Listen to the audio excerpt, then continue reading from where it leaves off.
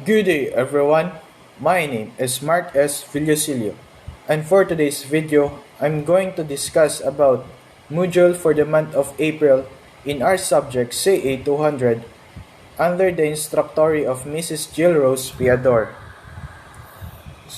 Lesson 2: The History, Philosophy, and Objectives of Imprisonment and the Development of Prisons, namely as Sing Sing Prison, Auburn System, Pennsylvania System, 5 Deployment of Prisoners, Forms of Punishment, Age of Enlightenment, Personalities Behind Correctional Institutions, Cesare Marquez of Vicaria Bonacea, Cesare Lombroso, William the Conqueror, Enrico Ferri, and Clifford Shaw. So, introduction. The original purpose of confining a person within a prison was not to punish them, but was a means of keeping the perpetrator of a crime detained until the actual punishment could be carried out.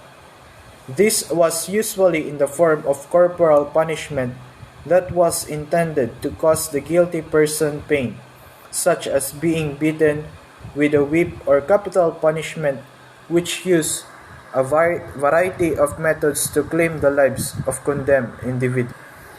So let's proceed to the early prisons and its history. First is the Sing Sing Correctional Facility, or known as Sing Sing Prison. So, maximum security prison, where it is located in Oceaning, New York, is used since 1826. It is one of the oldest penal institutions in the United States. It is also among the most well-known in this country, especially notable for its harsh conditions in the 19th and 20th century. So, Sing Sing Prison was the first prison being built in Oceaning, New York in the year 1826 and the oldest penal institution in the United States. So, Sing Sing, originally known as Mount Pleasant Prison, it was constructed in the village of Sing Sing on the east bank of the Hudson River, some 30 miles or 48 kilometers north of the New York City. It was designed to provide additional prison space and to replace Newgate Prison. It is also construction was undertaken in 1825 by convict laborers under the supervision of Elam Lins, warden of Auburn State Prison. So, Sing Sing Prison was being constructed by convict laborers, or so meaning there were also prisoners, and they were being supervised by their warden Elam Lins in the year 1825. Elam Lins officially became head of the new prison when it opened in 1826, though it was not completed until 1828. The initial facility had only 800 cells. The prison population rose in the mid-19th century, resulting in more construction. So, next is the 4-story complex was soon 6 stories, and the prison eventually housed more than 1,600 inmates, because most of the early convicted criminals traveled by boat to Sing Sing. The phrase "up the river" came to mean going to prison. Next is, why is it prison called Sing Sing? Sing Sing's name comes from the Indian phrase "sin sink." It means stone on stone. In the year 1901, 3 years after Edison introduced the electric chair at Sing Sing, the town changed its name to Oceaning so people wouldn't confuse it with a jail. So, let's talk about the historic facts about Sing Sing Prison. So, this picture shows 102,000 incarcerated people were housed in 1825 cell block from 1825 to 1943. Next is the new cell block at Sing Sing circa in the year 1930. Sing Sing Cell Block A is the largest cell block in the world at the time of its construction. The second largest is Sing Sing Cell Block B.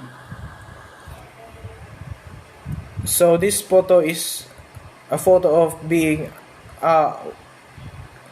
a person being executed. A rivalry pitting George Westinghouse against Thomas Edison was the backdrop for the development of the electric chair in the late 1880s. So let's talk about Sing Sing Prison in 1868 was essentially in industrial village. The incarcerated quarried the stone and built the prison. As incarcerated labor was considered a part of retribution and rehabilitation. There was also the goal of economic self-sufficiency for the prison. The incarcerated also worked in other industries of Sing Sing, making barrels, boots and shoes, hats, brushes, mattresses, carpets, saddles, molasses, hogsheads for rum dealers and stoves, among other items. Next is the Auburn system. So what is Auburn system?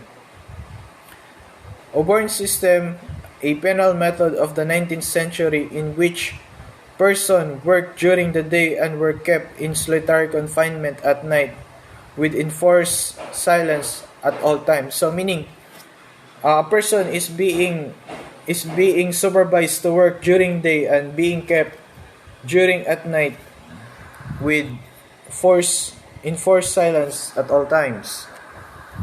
The Auburn system evolved during the 1820s at Auburn Prison in Auburn, New York, as an alternative to and modification of the Pennsylvania system of solitary confinement, which it gradually replaced in the United States. The Auburn and Pennsylvania system were both based on a belief that criminal habits were learned from and reinforced by other criminals. So, the Auburn and Pennsylvania system believed that criminal behaviors of a person learned from enforced by contact with other criminals.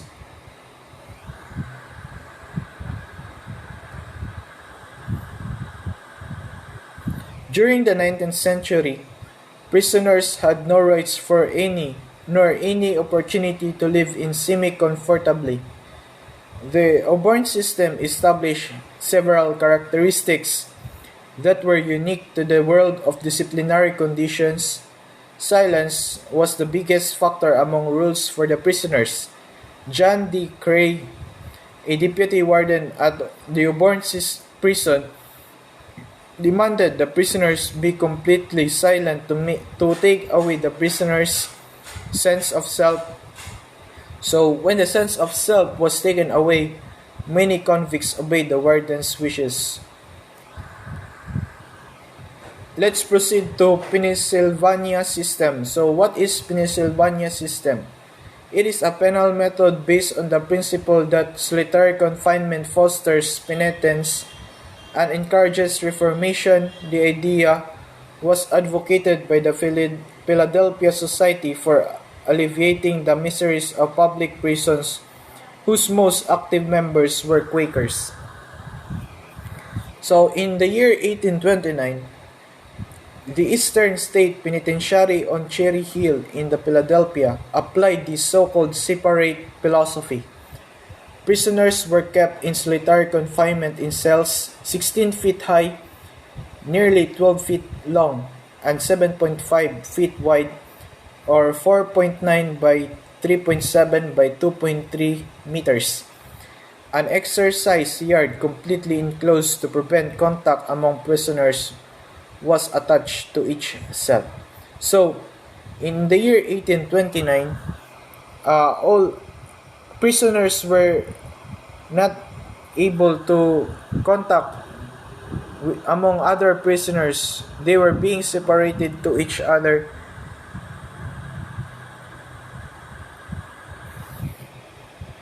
Next is different types of criminal punishment. So first is the incapacitation.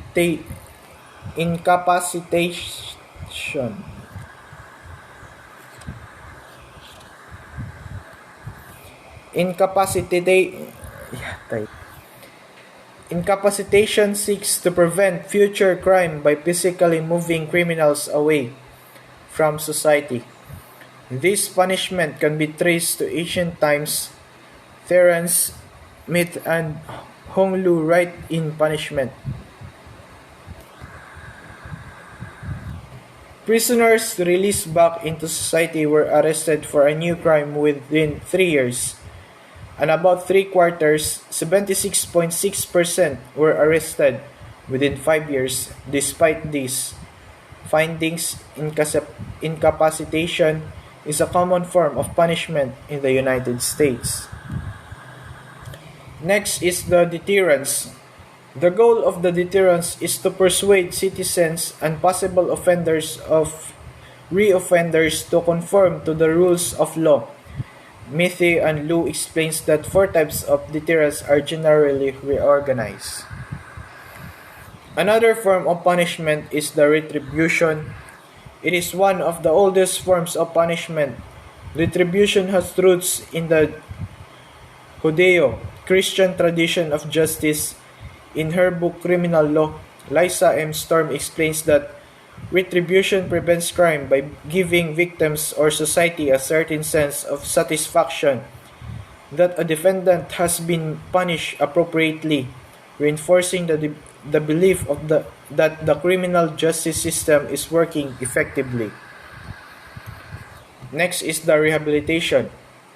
So, it is a common prison policy in America up until the 1970s. Rehabilitation focuses on helping criminals and prisoners overcome the barriers that led them to committing criminal acts. So, meaning rehabilitation as of now, many countries use this for this form of punishment until up to date, because by rehabilitating you will give a person who commits crime another chance to clean his or herself or reform from being a criminal. Next is the restoration, a radically different approach to criminal punishment. The goal of restoration is for the offender to make direct amends to both the victim and the community in which the crime was committed. Although a relatively new practice in modern times, the concept of restorative justice can be found in the early legal systems of Western Europe, ancient Hebrew justice, and pre-colonial African societies. During the process of restoration, victims initiate a process in which both they and the offender meet to share feelings and concerns. The dialogue offers victims the opportunity to be heard and the offender to make amends and receive forgiveness. Restorative justice is often used in crimes involving youth offenders. So, let's proceed to the Age of Enlightenment. Enlightenment, century of the Enlightenment.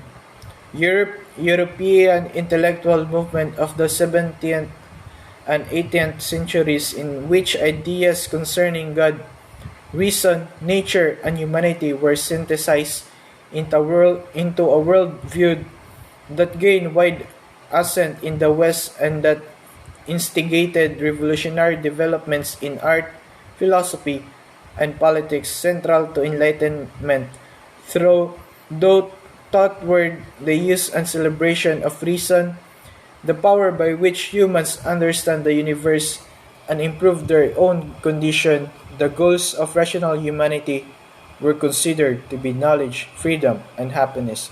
So, in the age of enlightenment, people were being knowledgeable in what is happening in our country. So it is the reform, or the, shall we say, the rise of humanity towards knowledge, freedom, and happiness. The powers and uses of reason had first been explored by the philosophers of ancient Greece. The Romans adopted and preserved much of Greek culture, notably including the ideas of rational natural order and natural law. Amid the turmoil of empire, however, a new concern arose for personal salvation, and the way was paved for the triumph of the Christian religion. Christian thinkers gradually found uses for their Greco-Roman heritage. So let's proceed to the personalities behind correctional institution. The first is Cesare Bonesana de Beccaria, Marquess of Gualdrasco and Villareggio, was an Italian criminologist, jurist, philosopher, economist, and politician who is widely considered one of the greatest thinkers of the Age of Enlightenment. Cesare Beccaria, in full Cesare Bonesana Marquess de Beccaria, was born on March 15, 1738 in Milan, Italy, and died in the year 1794 on November 20th. Italian criminologist and economist whose De Delete, Crimes and Punishment in the year 1880 was a celebrated volume on the reform of criminal justice. Also, Beccaria was the son of Milanese aristocrat of modest means. From an early age, he displayed the essential traits of his character. A highly volatile temperament resulted in periods of enthusiasm followed by depression and inactivity. Next is Cesare Lombroso. As a result, Cesare Lombroso became known as the father of modern criminology, one of the first to realize that crime and criminals could be studied scientifically. Lombroso's theory of the born criminal dominated thinking about criminal behavior in the late 19th and early 20th century. Lombroso's theories were widely influential in Europe for a time, but his emphasis on hereditary causes of crime was later strongly rejected in favor of environmental factors.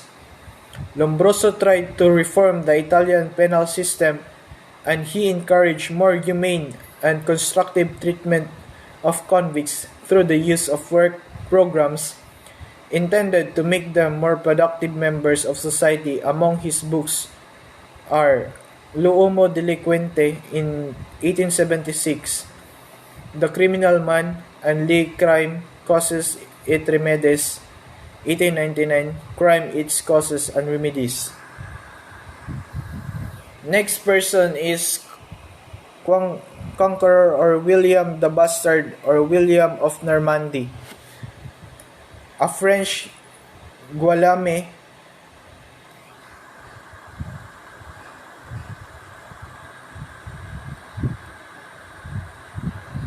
So this person made himself the mightiest noble in France and changed the course of England's history by his conquest of that country.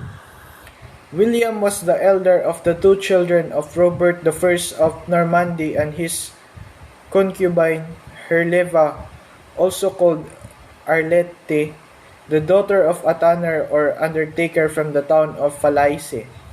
Sometime after William's birth, Herleva was married to Herluin, Viscount of Contivelle, by whom she bore two sons, including Odo, the future bishop of Bayeux, and at least one daughter. In 1035, Robert died while returning from a pilgrimage to Jerusalem, and William, his only son, whom he had nominated as his heir before his departure, was accepted as duke by the Norman magnates and by his overlord King Henry I of France.